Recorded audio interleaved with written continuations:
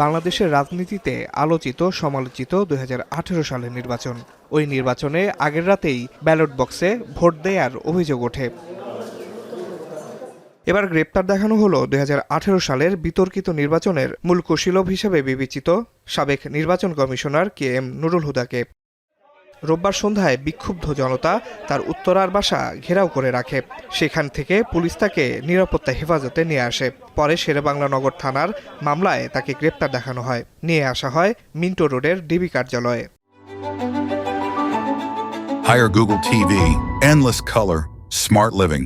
22 তারিখ সাবেক সিইসি নুরুল হুদা ওনার বিরুদ্ধে একটি শেরেবাংলা নগর থানায় একটি মামলা রুজু হয়, যে মামলার উনি এজাহারভুক্ত আসামি। প্রাথমিকভাবে যেটা জানতে পেরেছি যে আজকে তাকে যেখান থেকে আনা হয়েছে, যে উত্তরা 5 নম্বর সেক্টরের যে হাউস নাম্বার 29 এবং রোড নাম্বার 1/A, তা সেটা তার নিজের বাসা এবং সেখান থেকে স্থানীয় জনগণ তাকে নেয় এবং পরবর্তীতে পুলিশ হেফাজতে দেয়। পুলিশ হেফাজতে দেওয়ার পর এখন বর্তমানে সে ডিবি হেফাজতে আছে। KM নুরুল হুদার বিরুদ্ধে প্রহসনের নির্বাচন করার অভিযোগ রয়েছে বলে জানায় ডিবি। পরবর্তী আইনগত ব্যবস্থা প্রক্রিয়াধীন রয়েছে।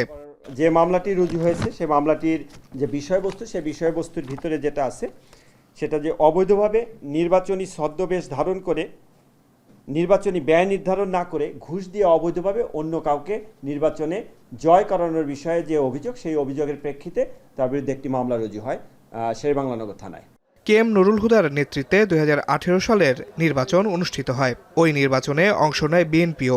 সে নির্বাচনে মাত্র 6টি আসনে জয়ী হয় বিএনপির প্রার্থী। বাকি সব আসন যায় আওয়ামী লীগ নেতৃত্বাধীন মহাজোটের ভাগে। আসিফ ইকবাল খান, এখন, ঢাকা।